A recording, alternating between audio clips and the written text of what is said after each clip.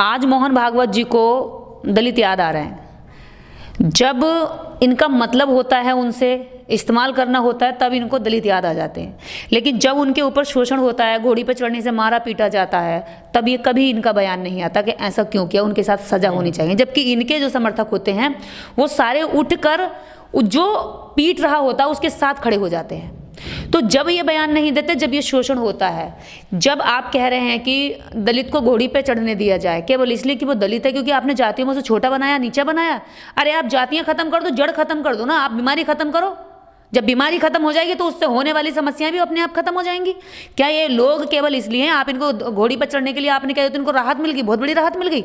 अरे जिसको घोड़ी पर चढ़ना होता है वो तो प्रशासन के डंके की चोट पर चढ़ लेता है, और वो चढ़े हैं। कितनी जगह ऐसा वो इन्होंने घोड़ी पर चढ़ने से रोका, मारा पीटा गया, लेकिन उन्होंने प्रशासन के जोर पर फिर घोड़ी पर चढ़ के उन्होंने शादी करी है। तो ये तो वो अपनी लड़ाई खुद लड़ लेंगे, वहाँ लड़ भी रहे हैं वो शासन से, प्रशासन से। जमीन पर जिन लोगों के साथ उनका सामना होता है हर दिन का, जहाँ उनका रहन सहन है, व्यवहार है, उन लोगों से हर दिन लड़ रहे हैं। आप जब जातियां खत्म कर दोगे तो उनके जीवन की जो ये समस्या है ना, हर जगह घोड़ी पर चढ़ने पर, स्कूल में जाने पर, कॉलेज में जाने पर, या फिर अच्छा बोलने पर, लिखने पर, पढ़ने पर, जहाँ जहाँ शोषण होता है ये सारा खुद ही खत्म हो जाएगा। तो अच्छा राष्ट्र चाहते हो, समरसता चाहते हो, आप कहते हो कि समरसता है। समरसता शब्द भारत में नहीं है, समानता शब्द है। सावन में ये कह रहे हैं कि सब सारे दलित जो मंदिर में जलाभिषेक करेंगे, कोई रोक टोक नहीं होगी। तो तुम क्या कर रहे हो? तुम तो ना आडंबर की ओर धकेल रहे हो ना। उनको कहना था कि इनको स्कूल की ओर लेके जाओ, इनके लिए अच्छे स्कूल खोलो, जो स्कूलों में इनके लिए महंगी फीस करी वो फीस कम करो, और आप कह रहे हैं कि घोड़ी पर चढ़ाओ। भाई घोड़ी पर जब वो मजबूत होगा, शिक्षित होगा, मजबूत हो जाएगा और संविधान को जान जाएगा, अधिकारों को जान जाएगा, घोड़ी पर तो वो खुद ही चढ़ देगा, और उसे कोई परेशान करेगा तो वहाँ जवाब भी दे देगा। तो आप उसको मजबूत करने की बात कर रहे हैं, या अपना एक जो आपने अभी तक लोगों को दबा करके रखा था। देखिए जितना भी इस देश के अंदर दलित वर्ग है उसको आरएसएस ने आज तक अपना गुलाम बनाया। सिर्फ अगर उसके लिए कोई भी काम किया हो आज तक आरएसएस ने, बताइए आरएसएस ने एक भी स्कूल ऐसा खोला हो जहां दलितों को अच्छी शिक्षा दी जाती हो? अरे आरएसएस बड़े से बड़े, महंगे से महंगे स्कूल खोल रहा है और महंगी से महंगी फीस खोल रहा है जहां पर दलित का बच्चा फीस भी नहीं भर सकता। लेकिन संघ वालों ने बहुत सारे स्कूल तो खोल रखे हैं। सरस्वती शिशु मंदिर है उनके। सरस्वती शिशु मंदिर में क्या पढ़ाया जाता है? सरस्वती पढ़ाई जाती है, संविधान पढ़ाया जाता हो तो हम भी जाने। सरस्वती ने केवल ब्राह्मणों को पढ़ाया तो वो दलितों की देवी कैसे होगी भाई? अगर उसने केवल ब्राह्मणों को पढ़ाया तो ब्राह्मणों को पढ़ा करके वो दलितों की देवी कैसे हुई? और वो उसको उसी को पढ़ा रहे हैं जिसने उसके लिए कुछ भी नहीं किया। जब सरस्वती ने दलितों के लिए कुछ किया नहीं, संविधान ने सब कुछ किया, तो आप संविधान को पढ़ाइए ना, जो उनके फायदे में, जो उनके भले में। मोहन भागवत उसको क्यों नहीं पढ़ाते कि जाइए सब स्कूलों में, जितने भी बाल शिशु विद्या मंदिर हैं, अगर इनमें संविधान पढ़ाया जाता हो, संविधान का एक भी आर्टिकल पढ़ाया जाता हो, संविधान की प्रस्तावना तक बताई जाती हो, ये वो स्कूल हैं जहां पर संविधान के विरुद्ध लोगों को तैयार किया जाता है। बच्चों के मन मस्तिष्क में आडंबर, अंधविश्वास भरा जाता है। जितने विकसित देश है वहां पर बच्चों के दिमाग में शिक्षा के जरिए टेक्निकल चीजें डाली जाती हैं, उनके ब्रेन का यूज किया जाता है, उनके ब्रेन पर एक्सपेरिमेंट होता है कि कौन सा बच्चा किस फील्ड में जाकर अच्छा कर सकता है, उसको उस फील्ड में ले जाया जाता है। ये तो सारे बच्चों को पढ़ा करके कावड़ होने के फील्ड में ले जाते हैं। ये तो सारे बच्चों को अपने बाल शिशु विद्या मंदिर में पढ़ा करके क्या कहते हैं, सावन में कहते हैं कावड़ हो, जागरण करो, कीर्तन करो, हवन करो, और आरएसएस में जाकर के लाठियां चलाओ। और कोई अगर संविधान की बात करे तो उसको जाकर के गंदी गंदी गाली दो। कोई अगर जाकर के अपनी गाय भैंस को कोई नहलाया धुलाए तो कहो मॉब लिंचिंग के नाम पर उसको हत्या कर दो। तो ये क्या सिखा रहे हैं? ये तो एकदम से गलत है ना। अगर इनके बयान को लोग मानते हैं तो ये बयान दे कि जाति खत्म कर दो। अगर इनके बयान को इनके लोग मानते हैं तो ये कहें कि इस देश के अंदर जो जातियां पंडितों ने बनाई उन पंडितों को सजा दी जाए, उनको कोड़े पड़े। क्यों बनाई उन्होंने जातियां? क्यों लोगों को बांटा? क्यों लोगों को नीचा कहा? क्यों लोगों को छोटा कहा?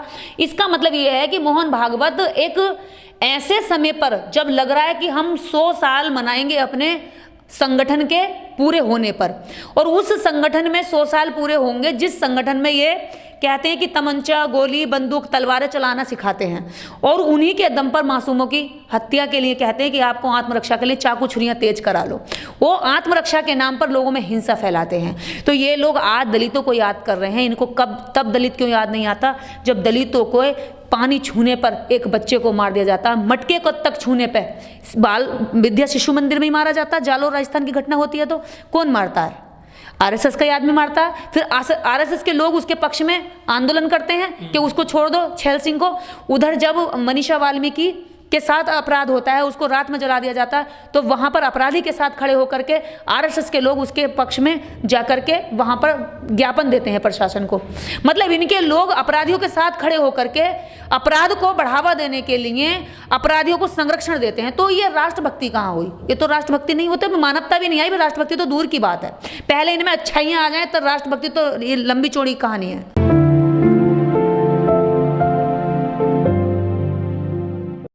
समरसता भारत के संविधान में नहीं है। भारतीय संविधान समानता की बात करता है, और समरसता तुम उसकी बात करते हो जिसमें वर्ण व्यवस्था है, जिसमें एक ऊंचा है, एक नीचा है, और नीचा है, और नीचा है। लेकिन भारतीय संविधान समानता की बात करता है। समानता का मतलब सब समान है, कोई भी घोड़ी पे चढ़े किसी को कोई फर्क नहीं पड़ता, कोई भी जूती पे चप्पल पहने किसी को कोई फर्क नहीं पड़ता। लेकिन आप समरसता कह करके इस शब्द को, जो समानता है, इसको कहीं ना कहीं नीचा कर रहे हैं, छोटा कर रहे हैं। लेकिन मोहन भागवत जी ने जो बयान दिया है कि दलितों को भी घोड़ी पर चढ़ने दें, उनकी भी जो विवाह होने दें, सार्वजनिक तौर पर जो बैंड बाजा होता है, 100 साल हो जाएंगे संघ को 2025 में, तो इतने दिन बाद उन्होंने बयान जो दिया है, क्या कुछ अटपटा नहीं लगता आपको ये? देखिए, ये तो अटपटा नहीं है, सब लोग समझ रहे हैं। आरएसएस का एक भी प्रमुख दलित नहीं बना है, तो दलित को तुम आरएसएस का प्रमुख नहीं बनाओगे, वहां समानता नहीं दोगे, जातियां खत्म नहीं करोगे, लेकिन क्या कहोगे? भाषण में अपने कहोगे कि उनको जो है घोड़ी पर चढ़ने दो। लेकिन जो संघ के स्कूल चल रहे हैं उनमें जो है बच्चों को आत्मरक्षा के गुर सिखाए जाते हैं कि सुरक्षा कैसे की जाए, संस्कृति की बात करते हैं, कल्चर की बात करते हैं, राष्ट्रवादिता जो पढ़ाते हैं, राष्ट्रीयता सिखाते हैं बच्चों को स्कूलों में। देखिए पत्रकार महोदय, आपको पता होगा राष्ट्रीयता क्या होती है? क्या राष्ट्रीयता ये है कि आप एक धर्म विशेष को डंके की चोट पर इतने अग्रेसिव हो जाओ कि आप सामने वाले की हत्या तक उतर आओ? क्या ये राष्ट्रीयता है? एक धर्म का डंका बजाना, एक धर्म के नाम पर किसी मासूम को चलते हुए को पकड़ करके गाड़ी में पेट्रोल छिड़क कर आग लगा देना, क्या ये राष्ट्रीयता है?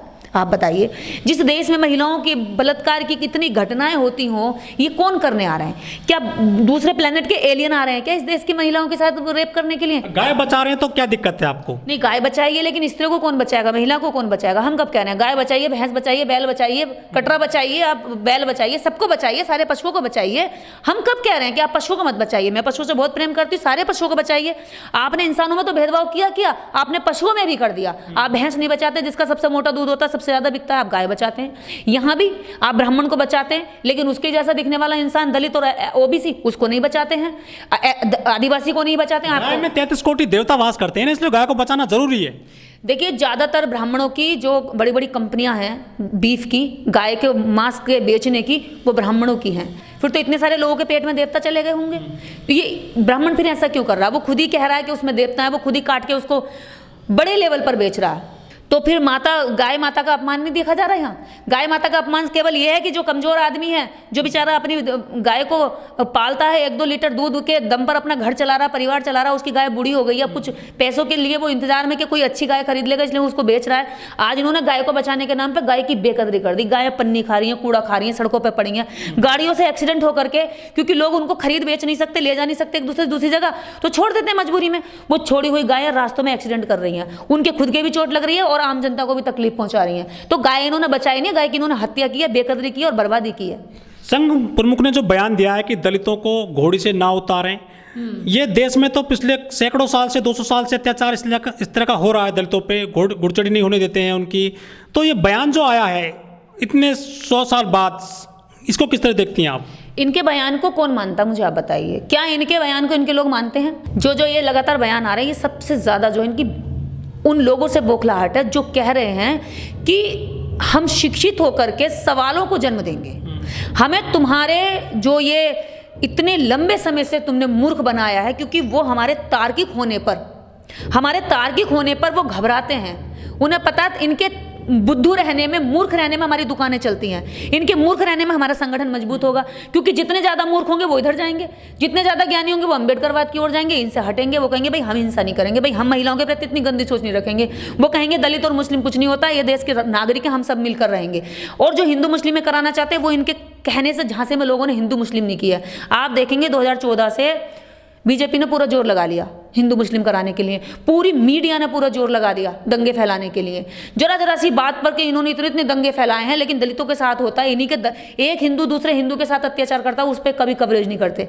लेकिन जैसे ही एक सुई बराबर अगर मुस्लिम का दलित के साथ या हिंदू के साथ हो जाएगा, तो उसको तुरंत हिंदू मुस्लिम एजेंडा बना करके लोगों के दिमाग में इतनी नफरतें भरेंगे कि आम आदमी भी जो जानता नहीं है कि है क्या चीज़, वो भी कहेगा कि हाँ जी मुसलमान बहुत बुरा चीज़ है, और दंगे करने के लिए उसके दिमाग में एक मानव बम तैयार करते हैं। लेकिन अब क्या हो रहा है, आज जैसे अम्बेडकरवाद ने क्या किया है, अम्बेडकरवादियों ने जोर लगाया कि नहीं भाई हमें लड़ना नहीं है, हम इस देश में प्यार से रहेंगे, मुस्लिम से हमारी कोई नफरत नहीं है। इन्होंने आपस में रोटी बेटी के संबंध कर रखे हैं और हमसे ये नीचे वाले लोगों को, गरीब लोगों को लड़वा रहे हैं। तो क्या हुआ, इनके दंगे फसाद जो है अब शामिल नहीं, मतलब उन दंगे फसादों में लोग शामिल नहीं हो रहे हैं। अब क्या था, जो दलित मुस्लिम, जो हिंदू मुस्लिम की लड़ाई थी ना, हिंदू मुस्लिम की लड़ाई की जगह अब एक लड़ाई दूसरी शुरू हो गई है। हिंदू मुस्लिम की खत्म हो गई है भारत में, इन्होंने पूरा जोर लगाया वो खत्म हुई। अब असली लड़ाई शुरू हो गई है ब्राह्मण और दलित की।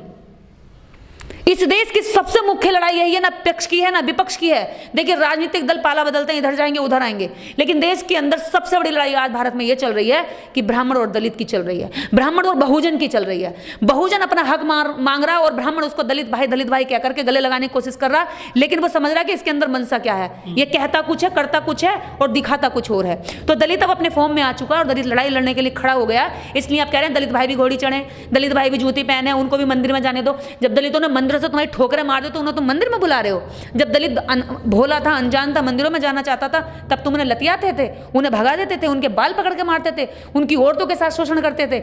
आज जब लोग मंदिरों से दूर हट रहे हैं, कह रहे हैं हमें मंदिर नहीं चाहिए, हमें स्कूल चाहिए, तो कह रहे हैं मंदिरों में आओ।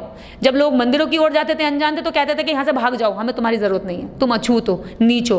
तो अब जब वो लोग तुम्हारे धर्म से हट रहे हैं तो तुम्हें क्या दिक्कत हो रही है? तुमने तो उन्हें कभी अपने धर्म में रखा ही नहीं, तुमने तो कभी उन्हें गले लगाया ही नहीं, उनके दर्द को कभी समझा ही नहीं। इतनी तकलीफें दी हैं, इतनी पीड़ाएं दी हैं, कितने वर्षों से कितनी पीड़ाएं आप देते आए हो। कितनी पीड़ाओं के बाद भी आपके मन में कभी ये पसीज नहीं आती कि भाई चलो इनके साथ हमने इतने लंबे समय अत्याचार कर लिया, अब कम से कम हम बराबरी देने के लिए तैयार हो जाएं। ऊंचे पे चढ़कर बैठा टॉप पे, और ये जितना भी बहुजन समाज है ना, ये सारा ब्राह्मण और ब्राह्मणवाद इनके सर पे चढ़ के बैठा। जिस दिन बहुजन समाज जागरूक हो गए, ऐसे भी झटका मार दिया ना तो धड़ाम से नीचे जमीन पे गिर जाएगा। और यही डर मोहन भागवत को सता रहा है। इस डर की वजह से ही मोहन भागवत कह रहे हैं कि भैया सारे दलित एक हो जाओ, सारे हिंदू एक हो जाओ। अब वो नहीं कह रहे कि सारे हिंदू एक हो जाओ, अब वो ये कह रहे हैं हिंदू के अंदर जो एक पार्ट को, एक बहुत बड़ी संख्या को दबाया जाता था, अब खुलकर उसका नाम ले रहे हैं, कह रहे हैं कि दलित भी हमारे भाई है। और ये बहुजनों की जागरूकता का परिणाम है। ये अम्बेडकरवाद की विचारधारा का इनके ऊपर प्रकोप है, डर है, जो ये डर के घबराहट में ये बयान दे रहे हैं।